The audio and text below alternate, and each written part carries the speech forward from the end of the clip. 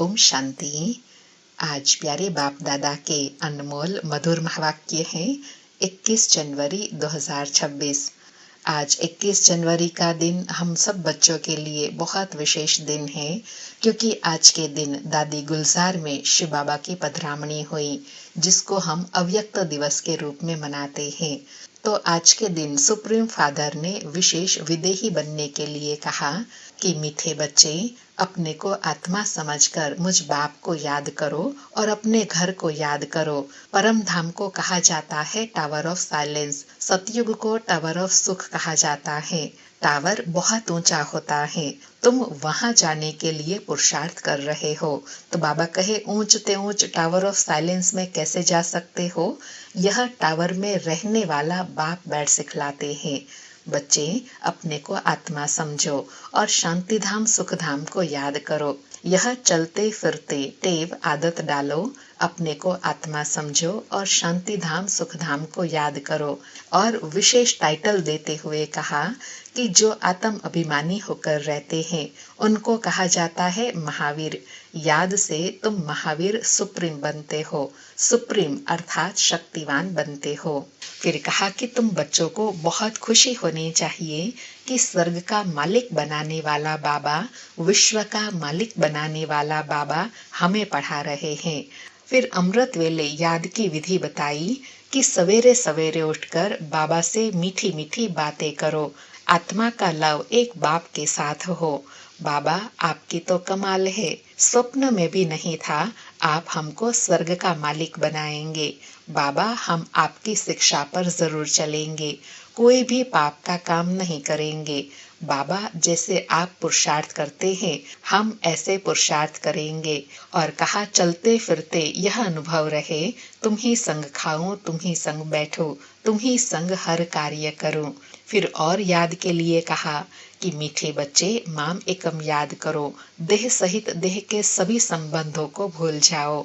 यह अंतिम जन्म है, यह पुरानी दुनिया, पुराना देह खलास हो जाना है। कहावत भी है ना, आप मुए मर गई दुनिया। तो बाबा कहे, पुरुषार्थ के लिए यह थोड़ा सा संगम का समय है। बच्चे पूछते हैं ना, बाबा यह पढ़ाई कब तक चलेंगी? तो बाबा कहते हैं, जब तक देवी राजधानी स्थापन हो जाएंगी तब तक तुम ज्ञान सुनते रहेंगे, फिर तुम ट्रांसफर हो जाएंगे नई दुनिया में। फिर स्पष्ट करते हुए कहा कि यह पुराना शरीर है, पुरानी दुनिया है, कुछ न कुछ कर्म भोग चलते रहते हैं, संबंधों में व्यापार में ऊपर नीचे होता है। इसमें बाबा मदद करे यह उम्मीद नहीं रखनी चाहिए। दिवाला निकला, बीमार हुआ, बाप कहेंगे यह तुम्हारा हिसाब किताब है, लेकिन हाँ, योग में रहेंगे तो आयु बड़ी होंगी। इसमें अपनी मेहनत करनी है, कृपा नहीं मांगनी है। बाबा को जितना याद करेंगे उसमें ही कल्याण है। याद से तुम्हारी आयु भी बढ़ेगी, संबंध भी अच्छे होंगे, कार्य व्यवहार भी सफल होगा। जितना हो सके योग बल से काम लेना है। फिर बहुत विशेष अनुभूति की बात बताई कि गाते हैं ना, मुझे पलकों में छिपा लो। प्रिय चीज को नूरे रतन प्राण प्यारे कहते हैं। शिव बाबा बहुत प्रिय है परंतु गुप्त है। उनके लिए लव प्यार ऐसा होना चाहिए जो बात मत पूछो। ऐसे बाप को तो बच्चों को पलकों में छिपाना पड़े। पलके, बाबा कहे, यह कोई आंखें नहीं है। पलके कोई यह आंखें नहीं, पलके अर्थात मन में, दिल में, बुद्धि में एक बाबा की ही याद बनी रहे, स्मृति रहे। मोस्ट बिलवेड निराकार बाप हमें पढ़ा रहे हैं। फिर बाप समान बनने के लिए कहा कि बाप बच्चों की कितनी निष्काम सेवा करते हैं, कितना निरहंकारिता से बाप बच्चों की सेवा में उपस्थित हैं। तो बच्चों को भी इतनी सेवा करनी है, श्रीमत पर चलना है, कहाँ भी अपनी मत नहीं दिखानी है, नहीं तो तकदीर को लकीर लग जाएंगी। फिर कहा कि हम ईश्वरीय पोत्रे पोत्रियां हैं, वर्षा शिव बाबा से मिलता है। जितना पुरुषार्थ करेंगे उतना पद पाएंगे। इसमें साक्षी रहने का, न्यारा रहने का बहुत अभ्यास चाहिए। और साथ में कहा कि बाप कहते हैं, मीठे बच्चे, हे आत्माएं, माम एकम याद करो। भूले चुके भी बाप के सिवाय कोई को भी याद नहीं करना है। तुम्हारी प्रतिज्ञा है, बाबा मेरा तो एक आप, दूसरा ना कोई। फिर ड्रामा का पाठ पक्का कराया। कि मीठे बच्चे, तुम जानते हो यह अनादि ड्रामा है, इसमें हार जीत का खेल चलता है, जो होता है वह ठीक है। क्रिएटर शिव बाबा को यह ड्रामा पसंद है तो फिर क्रिएटर के बच्चों को भी पसंद होगा ना। इस ड्रामा में बाप एक ही बार बच्चों के पास बच्चों की दिल व जान, सीख व प्रेम से बच्चों की सेवा में आते हैं। बाप का बच्चों से कितना प्यार है, सदा इसी खुशी में रहना है। फिर और बाप समान बनने के लिए कहा कि तुम बच्चे जानते हो सतयुग में सब एक दूसरे को बहुत प्यार करते हैं।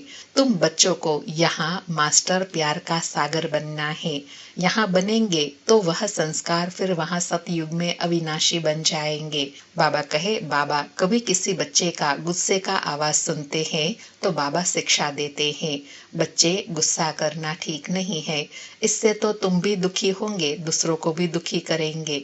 बाप तो सदा काल का सुख देने वाला है, तो बच्चों को भी बाप समान बनना है, एक दो को दुख नहीं देना है।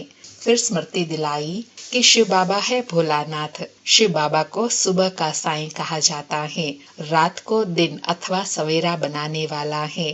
भोलानाथ बाप आकर भोली भोली कन्याओं माताओं पर ज्ञान कलश रखते हैं, उन्हों को विश्व का मालिक बनाते हैं। कितना प्यार से बाबा बच्चों की पालना करते हैं। तो बाबा कहे, रोज योग का स्नान करना है, योग के स्नान से तुम्हारे पाप भस्म होंगे। इसमें अपने को आत्मा समझने का अभ्यास करते रहो तो यह देह का अहंकार बिल्कुल टूट जाएगा। योग से ही पवित्र सतो प्रधान बन बाबा के पास चले जाएंगे। फिर कहा कि बच्चों को याद का और सर्विस का चार्ट भी रखना है। बाबा कहे, याद का चार्ट रखने में लज्जा आती है, सर्विस करते हैं तो जट बाबा को समाचार देते हैं, बाबा हमने इतना सर्विस किया, इतनों को सुनाया। लेकिन बाबा कहे, याद में न रहने के कारण तुम्हारा किसी को तीर नहीं लगता।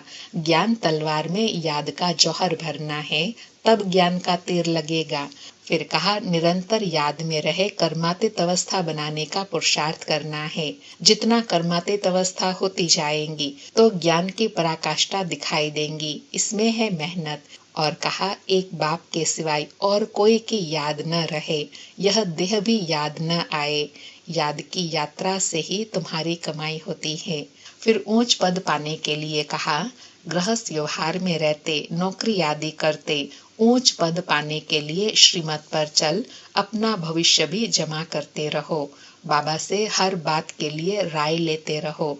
बच्चे पूछते हैं पैसे है तो उसको सफल कैसे करे, तो बाबा कहते हैं सेंटर खोलो जिससे बहुतों का कल्याण हो, उसमें तुमको भी भविष्य 21 जन्मों का राज्य भाग्य मिलता है। और विशेष कहा कि तुम्हारे यह नंबर 1 बैंक है, इसमें 4 आना डालो तो भविष्य में 1000 बन जाएगा, पत्थर से सोना बन जाएगा, तुम्हारी हर चीज पारस बन जाएंगी। और कहा, मीठे बच्चे, ऊंच पद पाना है तो माता पिता को पूरा फॉलो करो, अपनी कर्म इंद्रियों पर कंट्रोल रखो। फिर धारणा के लिए कहा कि बाबा तुम बच्चों का ज्ञान योग से श्रृंगार कराई सतयुग के महाराजा महारानी बनने के लायक बनाते हैं।